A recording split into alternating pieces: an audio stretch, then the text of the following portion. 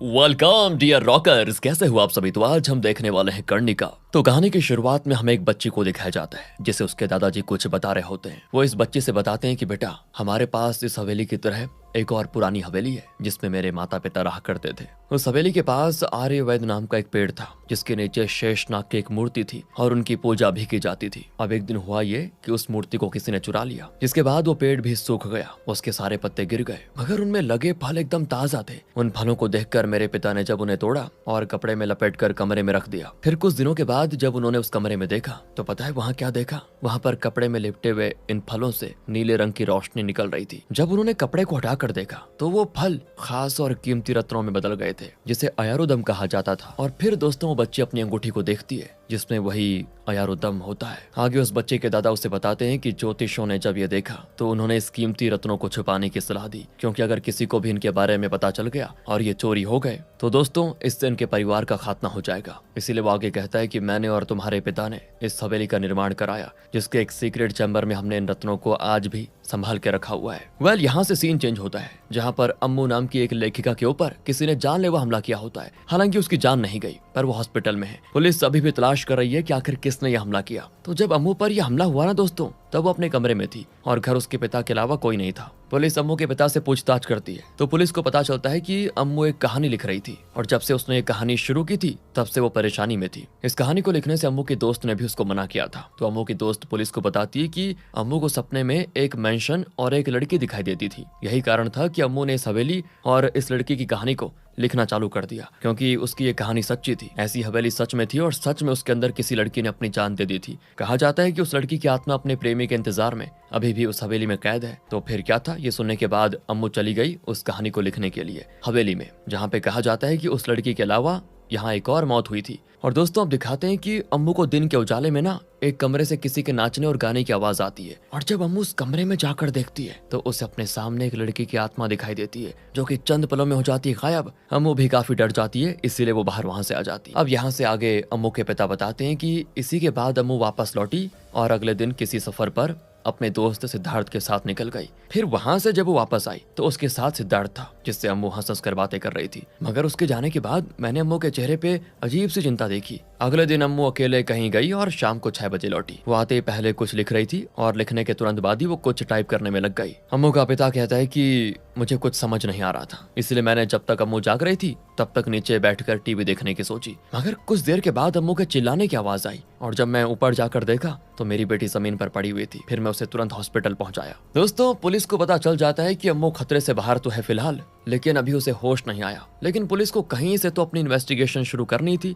तो बस फिर क्या था, पुलिस अम्मू की उस कहानी को पढ़ने में लग जाती है जिसे लिखना शुरू करने के बाद ही उसके ऊपर मुसीबत आना शुरू हुई थी, क्योंकि ये कहानी असली घटना पर आधारित थी। तो पुलिस को इससे कुछ तो सबूत जरूर मिलेंगे, क्योंकि उनका मानना होता है कि अम्मू का कोई दुश्मन तो नहीं है, तो पक्का ये कहानी ही असली मुजरिम तक पहुंचाने का जरिया होगी। तो यहाँ शुरुआत होती है दोस्तों इस कहानी की, जो कहानी थी कर्णिका नाम की एक लड़की की। दोस्तों कर्णिका के बचपन का रूप ही हमने मूवी की शुरुआत में देखा था और जिस आत्मा को अम्मू ने देखा ना वो कर्णिका की ही थी। कर्णिका अपने पिता की हवेली में अपने बड़े भाई कर्णन के साथ रहती थी और इस हवेली की देखभाल और बाकी का काम वासु नाम का एक आदमी क्या करता था। और कर्णिका दिल की काफी अच्छी थी। वो डांस सीखने के लिए एक आर्ट स्कूल जाया करती थी, जहाँ पर उसको एक आर्टिस्ट से प्यार भी हो गया जिसका नाम था नंदन। नंदन और कर्णिका दोनों ही एक दूसरे को काफी पसंद करते थे, जिनकी इस लव स्टोरी के बारे में कर्णिका की दोस्त आराधना सब कुछ जानती थी। और कर्णिका का भाई कर्णन काफी ज्यादा सख्त और अपनी बहन पर नजर रखने वाला था। कर्णिका अपने भाई से काफी डरती भी थी। तो एक दिन की बात है दोस्तों, कर्णिका का जन्मदिन आता है तो नंदन से मिलने के लिए वो अपनी दोस्त शिवा के साथ जाती है। शिवा का काम था किसी के आने पर कर्णिका को इशारा करना। फिलहाल नंदन तो कर्णिका को उसके जन्मदिन के तोहफे के तौर पर एक बॉक्स देता है, जिसमें दोस्तों हम उसी शेषनाग की मूर्ति को देखते हैं। कर्णिका इस मूर्ति को देख नंदन से पूछती है कि तुम्हें ये कहाँ से मिली। दोस्तों पता है ये वही मूर्ति है जो आर्यवेदा नाम के उस चमत्कारी पेड़ के नीचे से चोरी हो गई थी और नंदन को इस बारे में पहले कर्णिका ने बता दिया था। कर्णिका नंदन से कहती है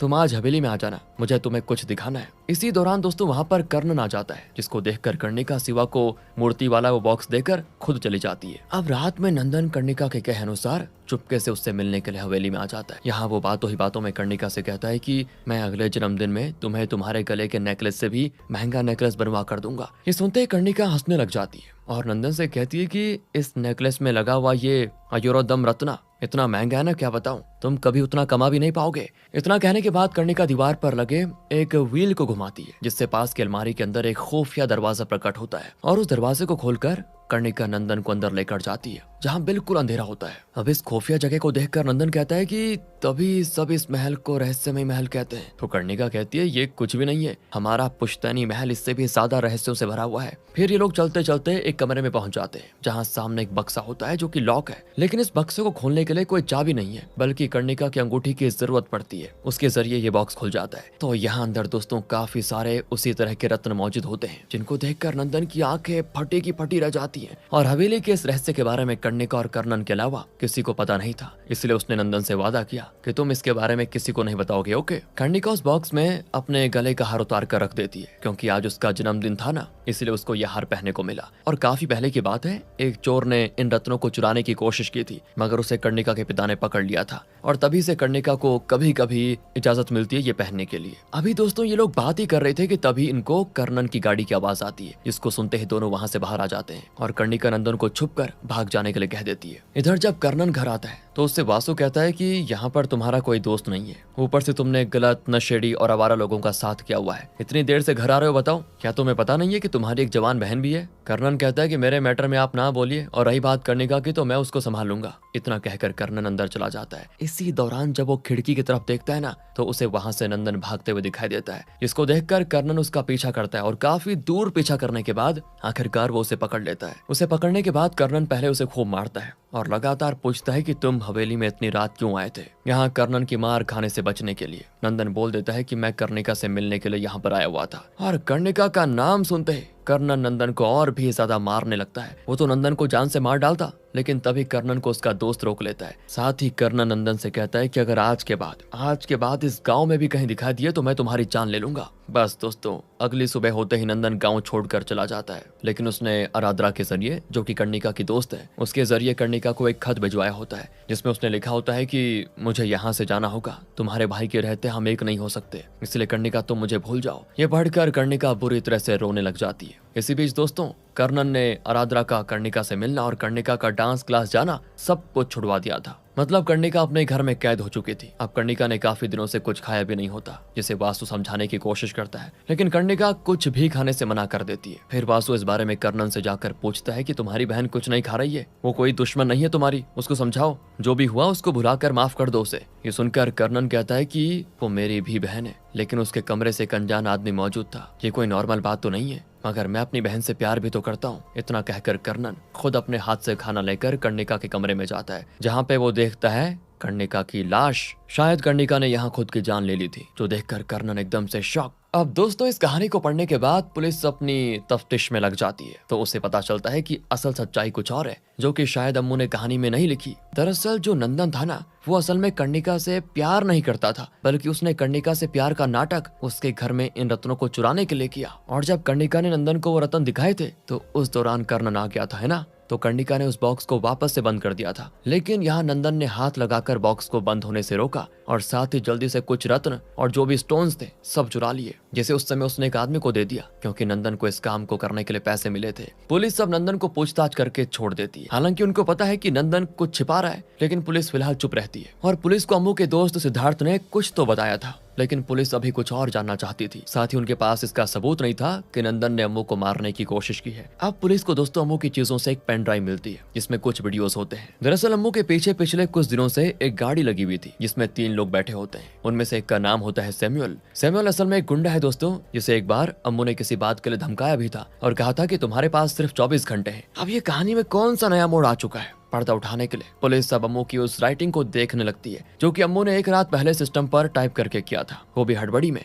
अगले सीन में हमें आगे की कहानी दिखाई जाती है। दरअसल पुलिस ने एक ऑडियो वीडियो रिकॉर्डिंग डिवाइस को रिकवर किया था, जो कि अम्मू ने ऑनलाइन ऑर्डर देकर मंगवाया था। तो अब उस डिवाइस के जरिए पुलिस के साथ साथ हमें भी कहानी आगे देखने को मिलती है। असल में दोस्तों, जब से अम्मू ने मेंशन में कर्णिका की आत्मा को देखा ना पहली बार, तब से वो बड़ी बेचैन हो गई थी। तो एक रात उसको कुछ ऐसा एहसास होता है कि वो अपनी लिखी कहानी को निकाल कर देखती है, तो उसमें कहानी के कुछ हिस्सों को को मार किया होता है। अम्मू को ये समझने में देर नहीं लगती कि कर्णिका की आत्मा उसे ये इशारा दे रही है कि ये सारी बातें कहानी में गलत है, कुछ तो इस कहानी में ऐसा है जो किसी को नहीं पता है। तो अम्मू अपने दोस्त सिद्धार्थ को ये सारी बातें बताती है और कहती है मुझे ये स्टोरी पूरी करने के लिए उसकी इन्वेस्टिगेशन करनी होगी और इसमें मुझे तुम्हारी मदद चाहिए। तो पहले तो सिद्धार्थ अम्मू की ये आत्मा वाली बात का बड़ा मजाक उड़ाता है, लेकिन फिर उसका मन रखने के लिए वो हाँ कर देता है। और फिर उसी दिन सिद्धार्थ अम्मू के साथ उसी मैंशन में पहुंच जाता है, जहाँ पर अम्मू अभी भी ये नोटिस करती है कि सिद्धार्थ मेरी उस आत्मा वाली बात को मजाक में अभी भी ले रहा है। इसीलिए अम्मू तुरंत उसी कमरे में जाती है जहां उसे कर्णिका दिखी थी।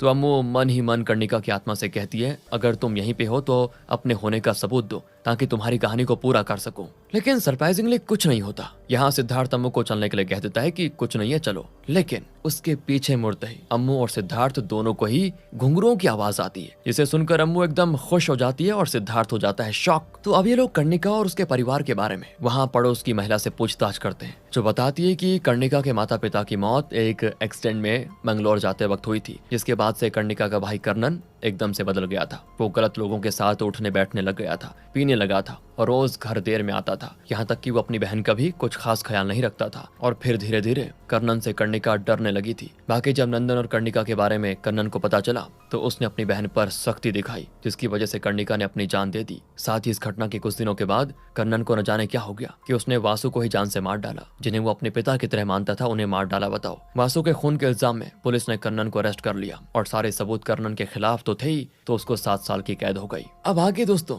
अम्मू को इस मेंशन के बाहर एक रक्षा सूत्र बंधा हुआ दिखाई देता है। इसके बारे में पूछने पर वो महिला बताती है ये सब होने के बाद लोग अचानक से कहने लगे कि उन्होंने कर्णिका की आत्मा को महल में देखा, इसीलिए उन्होंने कर्णिका की आत्मा को महल के अंदर कैद करने के लिए ये बांध दिया। लेकिन मुझे इन बातों पर विश्वास नहीं होता। इस पॉइंट पर सिद्धार्थ पूछता है कि आप क्या कर्णिका की किसी दोस्त को जानती है? तो वो महिला बताती है कि यहाँ अक्सर कर्णिका से मिलने के लिए उसकी एक दोस्त आया करती थी, लेकिन उसका नाम क्या है वो मैं भूल गई। महिला के इतना कहते ही अम्मू के मुंह से एक नाम निकलता है, आराधना, जो कि उसके मुंह से सिर्फ यूं ही निकल गया था दोस्तों। और आराधना ही कर्णिका की वो दोस्त थी जिसके पास के गांव में एक आर्ट और डांस स्कूल है। तो बस दोस्तों, सिद्धार्थ और अम्मू निकल जाते हैं आराधना से मिलने के लिए। तो रात होने तक ये लोग आराधना के आर्ट्स एंड डांस स्कूल पहुंच जाते हैं, जहां आराधना इनको बताती है कि कर्णिका असल में नंदन से प्यार करती थी, जिसे जब कर्णिका के भाई ने एक दिन पकड़ लिया तो उसे काफी मारा। नंदन उसके अगले दिन मेरे पास आया और मुझे एक खत देकर बोला कि इसे कर्णिका को दे देना। मैंने कर्णिका को खत दे दिया। नंदन भी चला गया और उसके बाद से वापस नहीं आया, बल्कि कर्णिका ने भाई ने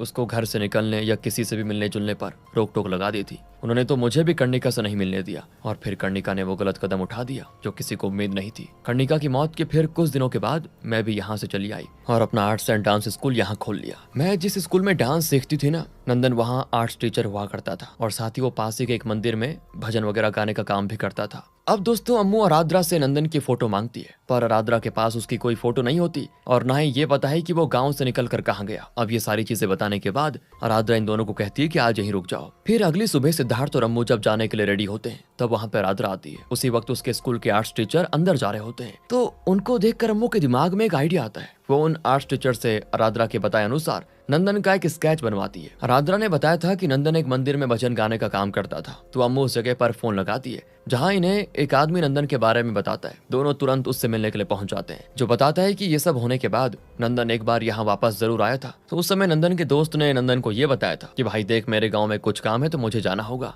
दोस्तों, यह आदमी अम्मू को नंदन की एक फोटो देता है उस दिन की, जिसमें नंदन उसके साथ एक कार के सामने खड़ा है। हालांकि ये जो नंदन का दोस्त है ना, वो बातों ही बातों में नंदन से उसका नया नंबर लेना भूल गया था। पुराना नंबर तो नंदन ने पहले ही बंद कर दिया था। अब ये सारी चीजें जानने के बाद अम्मू को समझ नहीं आ रहा था कि नंदन को ढूंढने कैसे। तभी दोस्तों, अम्मू के दिमाग में एक आइडिया आता है। वो तुरंत नंदन की फोटो को देखती है, जिसमें पीछे जो कार खड़ी है ना, उसकी नंबर प्लेट में KL08 करके आधा नंबर लिखा हुआ है। अब KL08 नंबर तो केरला के त्रिशूर का है। तो बस ये लोग निकल जाते हैं वहाँ के लिए, लेकिन इनको नहीं पता है कि आखिर ये नंदन को ढूंढेंगे कैसे। यहाँ सिद्धार्थ अम्मू से कहता है कि हम बहुत जल्दी यहाँ पहुँच गए हैं, आगे भी जरूर भगवान हमें रास्ता दिखाएगा। यही सब बात करते करते अचानक से सिद्धार्थ की गाड़ी बंद पड़ जाती है, जिसे अब मैकेनिक ही ठीक कर सकता है। अब जहाँ पे इनकी गाड़ी खराब हुई है ना, वहीं पास में एक रेस्टोरेंट होता है जहाँ ये दोनों कुछ खाने पीने के लिए जाते हैं। लेकिन दोस्तों, वहाँ पर सिद्धार्थ नंदन को देखता है, साथ ही उसकी कार को भी। वो इस बारे में अम्मू को भी बताता है और अम्मू इसी पॉइंट पर अपने गेटअप को किसी रिपोर्टर की तरह बनाकर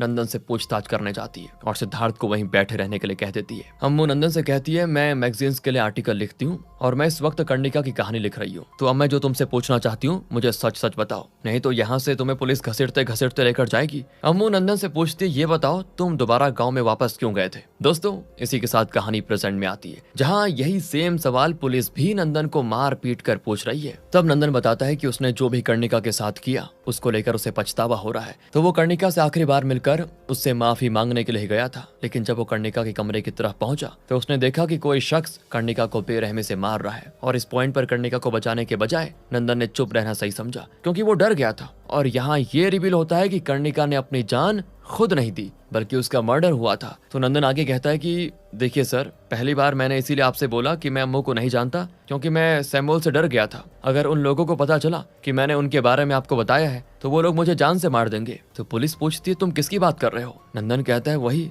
जिसने मुझे उस हवेली के उन रत्नों को चुराने के लिए कहा था। मैं एक एजेंट के जरिए उनसे संपर्क में था, इसलिए मुझे उनके बारे में ज्यादा कुछ नहीं पता। इसके बाद दोस्तों नंदन वहां से आगे की कहानी बताता है, जब अम्मू रिपोर्टर बनकर उसके सामने गई थी। वो कहता है कि उसके बाद अम्मू वहां से चली गई और फिर अगले दिन मुझसे मिलने के लिए आई, मुझे किसी से मिलवाने के लिए। पुलिस अब सवाल करती है कि किससे, तो नंदन यहाँ पे कर्नन का नाम लेता है। अम्मू नंदन को लेकर कर्नन से जेल में मिलने गई थी, जहाँ दोस्तों हमें पता लग जाता है कि असल में अम्मू कर्नन से प्यार करती थी, जिसके बारे में कर्नन ने किसी को नहीं बताया था, कर्णिका से भी नहीं। अम्मू कहती है, अगर तुमने कर्णिका से मुझे मिलवा दिया होता तो शायद उसे प्यार में धोखा नहीं मिलता और ना ही वो मारी जाती। उसकी आत्मा आज भी उसी महल में भटक रही है। दोस्तों अम्मू यहाँ कर्नन से रिवील करती है कि असल में कर्णिका ने खुद की जान नहीं ली बल्कि उसका मर्डर हुआ था। फिर वो कर्नन के सामने नंदन को लेकर आती है, साथ ही बताती है कि मैं असली कातिल को ढूंढकर तुम्हें यहाँ से निकाल कर रहूंगी। इतना कहकर वो वहाँ से बाहर चली आती है। तो इस दौरान दोस्तों नंदन ने अम्मू को घर तक लिफ्ट देने के लिए कहा होता है, मगर वो वहाँ से ऑटो लेकर निकल जाती है।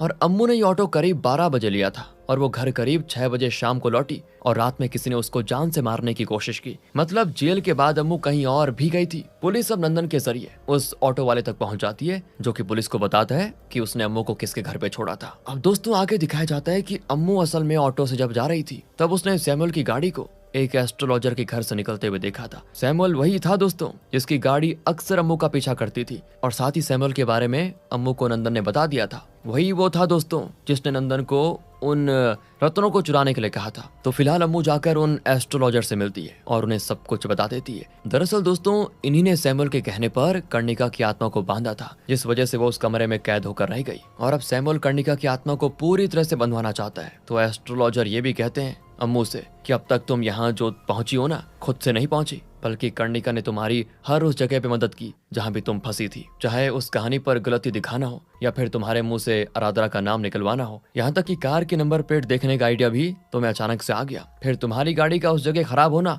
जहाँ नंदन का रेस्टोरेंट था, तुम्हें असल में कर्णिका ने चुना है, और तुम्हारा उस मेंशन से कुछ तो लगाव है जिसके बारे में शायद कर्णिका जानती है। बाकी वो ऐसी आत्मा नहीं है जो अपने प्यार का इंतजार कर रही है, बल्कि वो तो अपना बदला पूरा करने का इंतजार कर रही है। प्रेजेंट टाइम में स्वामी जी ये सारी बातें पुलिस को भी बताते हैं और कहते हैं, आप जिसे ढूंढते हुए यहाँ आए हो वो आज रात मरने वाला है। जो बातें सुनकर इंस्पेक्टर तुरंत वहां से निकल पड़ता है, और पास्ट में हमें दिखाया जाता है कि स्वामी जी से मिलने के बाद अम्मू सैमुअल के घर गई थी, जिस दौरान दरवाजा सैमुअल की बेटी ने खोला था। और यहाँ अम्मू पूछती है कि मुझे पता है तुमने कर्णिका को नहीं मारा, पर उसके पीछे असली मास्टरमाइंड कौन है ये मुझे बता दो, और अगर अगले 24 घंटे में तुमने मुझे नहीं बताया कि इसके पीछे कौन है तो मैं अपनी कहानी में तुम्हें फंसा दूंगी। इतना कहकर अम्मू चली जाती है। जिसके बाद दोस्तों सैमुअल उस आदमी से मिलता है जो कि इन सब के पीछे था। सैमुअल कहता है कि मैंने कई बुरे काम किए हैं लेकिन किसी की जान कभी नहीं ली। अगर मेरा नाम उस राइटर ने कहानी में लिखा तो मैं तुम्हारा भी नाम सबके सामने लेकर आऊंगा। तो इस पर वो अनजान आदमी कहता है कि तुम चिंता ना करो, मैंने सब सोच के रखा हुआ है, वो राइटर जल्द ही मरने वाली है, तुम बस उस कर्णिका का इंतजाम करो और जिस तांत्रिक के पास मैं तुम्हें भेज रहा हूँ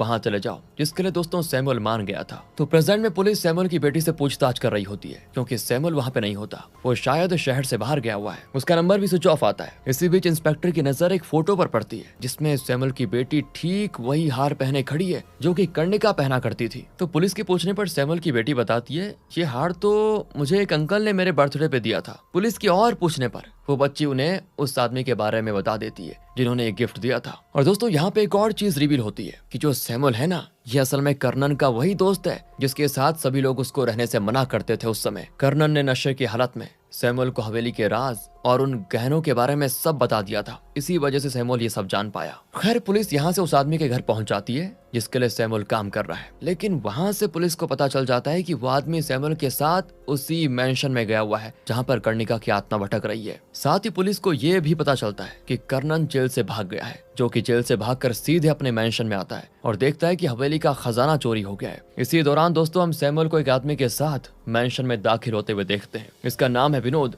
और विनोद असल में कोई और नहीं बल्कि वासु का बेटा है दोस्तों, वासु का। और सैमुअल उसी के लिए काम कर रहा था। विनोद का इन सबसे क्या लेना देना है ये जानने के लिए हमें विनोद का बचपन दिखाया जाता है। असल में एक बार क्या हुआ था बताता हूँ। बचपन में खेलते वक्त कर्णिका का एक गहना जमीन पर गिर गया था, जिसे विनोद ने उठा लिया। तो इस पर कर्णिका के पिता ने विनोद को मारा और साथ ही डांट भी लगाया, क्योंकि इस पवित्र गहने को मेंशन की औरतों और लड़कियों के अलावा किसी को छूने की इजाजत नहीं थी। ये देखकर बचपन में कर्णिका भी विनोद पर हंस पड़ी थी, जो चीज विनोद को बिल्कुल भी पसंद नहीं आई, और उसने इस मेंशन के लोगों को तबाह करने के साथ साथ इस पूरी दौलत को हड़पने का मन बना लिया। तो इसके लिए पहले विनोद ने मौका देखकर कर्णिका की अंगूठी को चुराया जब वो सो रही थी। इस अंगूठी से ही तहखाने के अंदर रखा वो बॉक्स खुलता था ना। और फिर जब उसने कर्णन के आने की आवाज सुनी तो उसने दूध में जहर मिलाकर कर्णिका को पिला दिया, जिस चीज को बाहर से नंदन ने देखा। और फिर नंदन ने दोस्तों जेल में कर्णन को इसके बारे में सब बता दिया था। इसलिए कर्णन जेल से छूटते ही मेंशन में विनोद से बदला लेने के लिए आ गया। विनोद भी यहाँ सैमुअल के साथ उस तांत्रिक के बताए रिचुअल वगैरह करने के लिए पहुंच गया था, ताकि कर्णिका की आत्मा हमेशा हमेशा के लिए शांत हो जाए, क्योंकि वो कर्णिका ही थी जिसने अम्मू को यहाँ तक पहुंचाया। तो कर्णिका आगे कुछ ऐसा ना करे,